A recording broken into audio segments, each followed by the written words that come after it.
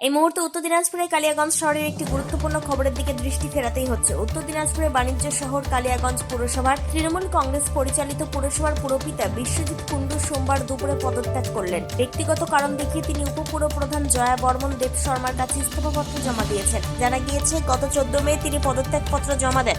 আজ 18 মে board meeting হওয়ার কথা ছিল, কিন্তু তা পিছিয়ে 28 তারিখ হওয়ার কথা। তাই তিনি বিষয়টি আগেভাগে খোলসা করে জানিয়ে দিয়েছেন।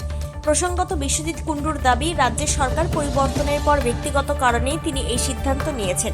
যদিও তার পদত্যাগকে কেন্দ্র করে রাজনৈতিক মহলে জল্পনা শুরু হয়েছে। উপপুরপ্রধান জয়া বর্মন দেব শর্মা বলেন, সোমবার পুরসভায় বোর্ড মিটিং হওয়ার কথা থাকলেও তা বাতিল করে আগামী 28 মে করা হয়েছে। ওই দিন বোর্ড মিটিংয়ে সর্বসম্মতিক্রমে সিদ্ধান্ত নেওয়া হবে পুরপ্রধানের ইস্তফাপত্র গ্রহণ করা হবে কিনা। ততদিন পর্যন্ত পুরপ্রধানের দায়িত্ব সামলাবেন বিশ্বজিৎ কুণ্ডুই। উল্লেখ্য, কয়েকদিন আগে বকেয়া বেতনের দাবিতে সাফাই কর্মী ও নির্মল সাথীর মহিলা কর্মীরা পুরসভায় আন্দোলনে নামেন। আন্দোলনের জেরে পুরসভার কাজকর্ম ব্যাহত হয়। সেই সময় বিশ্বজিৎ কুণ্ডু আশ্বাস দিয়েছিলেন, 21 মে সাফাই কর্মীদের এবং জুন মাসে নির্মল সাথীর কর্মীদের বেতন মিটিয়ে দেওয়া হবে। এদিন এই বিষয়ে পুরপ্রধান বিশ্বজিৎ কুণ্ডু কি বলছেন শুনুন। আমার নিজের ব্যক্তিগত ব্যাপারে আমি ইস্তফাপত্র দিয়েছি আমার ভাইস চেয়ারম্যানের হাতে। আজকে আমার লাস্ট ছিল, আজকে বোর্ড মিটিংও ছিল। অনেক কাউন্সিলর এবং আমাদের ইউএফও সাহেবও থাকতে পারছে না, ওনার একটা টাইম ছিল। তো ওনাদেরকে বললাম আজকেই আমি বোর্ড মিটিংয়ে দেখেছিলাম যেন আজকে আমি বের হতে পারি। যাই হোক, ওনারা একটা টাইম বেঁধে দিল যে আপনাকে আর কটা দিন থাকতে হবে, সেটা হচ্ছে 28 তারিখ অবধি। সেদিনকে আপনি লাস্ট বোর্ড মিটিংটা হবে 28 তারিখে, সেদিনকে আমি চলে যাবো। আমি 14 তারিখে দিয়ে দিয়েছি। আপনি 28 তারিখে যেহেতু বোর্ড মিটিং আছে, তাহলে এই যে দিনগুলো এগুলোতে আপনি কি দায়িত্বভার সামলাবেন? এখন এই 28 তারিখ অবধি আমি দায়িত্বভার সংগ্রহ করছি আর কি। না, কোনো কারণ না, এটা আমার নিজের ব্যক্তিগত কারণ। কোনো কারণ নাই, এর মধ্যে কোনো বিষয় নেই। যেহেতু আমাদের সরকার নেই, সেহেতু কারণেই আমি ইস্তফা দিচ্ছি। আমার একটা বিক্ষোভ ছিল, আপনারা দেখেছেন, সবাই প্রত্যেকেই জানেন। ওনারা একটা আন্দোলন করেছিল, আন্দোলন সবারই অধিকার আছে আন্দোলন করার। ওনাদেরকে আমি একটা সঠিক টাইমে বেতনটা এবার দিতে পারিনি। আমরা হয়তো 8 থেকে 12 তারিখের মধ্যেই দিয়ে দিই, সেটা আমাদের 2 দিন দেরি হলো। ওনাদেরকে বলছিলাম যে যেহেতু আমাদের ইলেকশনের মাস গেছে, আগের মাসটা আমরা সেরকম আমাদের পৌরসভা কালেকশনপত্র হয়নি এবং আমাদের 2 মাসের কোনো বেতনও ঢুকেনি। আমাদের সরকার থেকে যেটা আসে সেটা কিন্তু এখনও ঢুকে নেই। যার জন্য ওনাদেরকে বললাম যে আমি থাকি বা না থাকি, তোমাদেরকে 21 তারিখে তোমাদের টাকা আমি ঠিক বুঝিয়ে দেবো।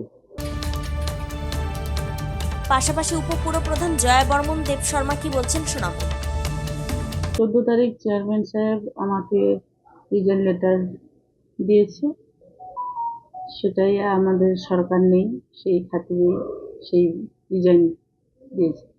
গ্রহণ করা হয়েছে সেটা আমার কাছে আছে, এখন অফিসিয়ালি সেরকম এখনো হয়নি, সেটা বলতে গেলে। কেন আচমকা এরকম পড়ছে? আচমকা এখন সব দিকে কি বলবো, চেয়ারম্যান সাহেব ভাবছেন যে আমাদের সরকার নাই, কাজে সব সব বিল হচ্ছে না, কাজকর্ম করতে অসুবিধা হচ্ছে, সেই জন্য এই পদক্ষেপ নিচ্ছে। আপনি কি পরে থাকবেন না আপনি ভাবছেন? সেটা তো এখনো, যেহেতু আমাদের আজকে বিএসসি হওয়ার কথা ছিল, তো আজকে তো সেটা ক্যান্সেল আছে, তো 28 তারিখে সেটা সিদ্ধান্ত নেব। আগামী 28 তারিখে হবে? হ্যাঁ, সেটাই কথা আছে। আজকে ক্যান্সেল হয়েছে? আজকে ক্যান্সেল হয়েছে, কোনো কারণবশত আজকে ক্যান্সেল হয়েছে। সর্বোপরি বিজেপি কাউন্সিলর গৌরাঙ্গ দাস কি বলতে চেয়েছেন শুনুন বিস্তারিত।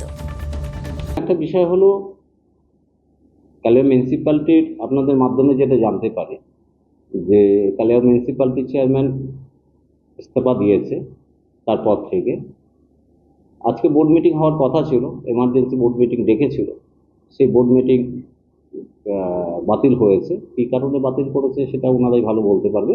আমাদের কাছে যেটা নোটিশ গেছে, আমাদের কাছে আমাদের বিরোধী দলনেতার কাছে নোটিশ গিয়েছে, তো সেটাতে দিয়েছে, তো বাতিল হয়েছে। বাকি ইস্তফা দিয়েছে। দেখুন, যেভাবে মিউনিসিপ্যালিটি বিগত দিনে যেভাবে একের পর এক দুর্নীতিতে জড়িয়ে গেছে, সমস্ত কিছু মিউনিসিপ্যালিটির সম্পত্তি এবং একের পর এক বিভিন্ন যে হারে কর বৃদ্ধি হয়েছে, সমস্ত ক্ষেত্রে মিউনিসিপ্যালিটির সমস্ত পরিষেবা ভেঙে পড়েছে। রাস্তাঘাট থেকে শুরু করে রাস্তাঘাট চলাচলের অযোগ্য হয়ে গেছে। মানুষ বাড়ি বাড়ি জল পাচ্ছে না, এবং ট্যাক্স ম্যাক্সিমাম বেশি হয়ে গেছে, মানে 4 গুণ 5 গুণ বাড়তি করে দিয়েছে। যেসব ভবনগুলো আছে সেটার বাড়তি করছে, সমস্ত ক্ষেত্রে যেরকম তার করগুলো বাড়তি করেছে, কিন্তু অপরদিকে বেতনের বিষয় নিয়ে সেইভাবে দিতে পারছে না। শ্রমিকরা যারা রয়েছে, যারা সাফাই কর্মী, তাদের বেতন দিচ্ছে না। সমস্ত দিকে সমস্ত পরিষেবা ভেঙে পড়েছে, এবং সেই জায়গাটায় বাকি বিষয়টা চেয়ারম্যান সাহেব ভালো করে বলতে পারবে উনি কী কারণে দিচ্ছে। কিন্তু মানুষ কালিয়াগঞ্জ মিউনিসিপ্যালিটি দীর্ঘদিন ধরে যে চলেছে, বিগত দিনে মানুষ কোনো রকম সেইভাবে পরিষেবা মানুষ পায়নি। মানুষ মিউনিসিপ্যালিটির মানুষ নাজেহাল হয়ে গেছে। তো সেই ক্ষেত্রে হয়তো উনি সিদ্ধান্ত নিয়েছে। বিগত যে চেয়ারম্যান ছিল তিনি একের পর এক যেভাবে দুর্নীতির সাথে যুক্ত ছিল, এবং এই চেয়ারম্যান আসার পরে সেই সমস্ত দুর্নীতি এবং যেভাবে অর্থ ভাণ্ডার থেকে শুরু করে সমস্ত দিক দিয়ে নাজেহাল হয়ে গেছে, সমস্ত পরিষেবা একদম স্তব্ধ হওয়ার পথে চলে গেছে। তো এই ঘটনাকে উনি সামাল দিতে পারছে না, বা সেই ক্ষেত্রে উনি মনে করেছে যে হয়তো এই দুর্নীতি সমস্ত দায়ভার উনি হয়তো ঘাড়ে নিতে চাচ্ছে না। সেই ক্ষেত্রে হয়তো উনি সেই জায়গাটার ক্ষেত্রে উনি হয়তো ইস্তফা দিচ্ছে। উনি মনে করেছে বিগত দিনের যে দুর্নীতি সেটি এই চেয়ারম্যান কেন ঘাড়ে নেবে। এরপরই তার পদত্যাগ ঘিরে প্রশ্ন উঠতে শুরু করেছে। পুরকর্মীদের বেতন সংক্রান্ত চাপ ও প্রশাসনিক জটিলতার কারণেই কি এই সিদ্ধান্ত নিলেন তিনি? তবে এই মুহূর্তে রায়গঞ্জের পুর প্রশাসকের দায়িত্বে রয়েছেন রায়গঞ্জ মহকুমা সদরের মহকুমা সমাহর্তা তন্ময় বন্দ্যোপাধ্যায়। তিনি কি কালিয়াগঞ্জ পুর প্রশাসকের দায়িত্ব সামাল দেবেন? তা নিয়ে দেখা দিয়েছে জল্পনা। শেষমেশ অবশ্য কি হয় তা অবশ্য বলবে সময়। উত্তর দিনাজপুরের কালিয়াগঞ্জ থেকে সত্যেন মোহন্তের রিপোর্ট, টাইমস 14 বাংলা।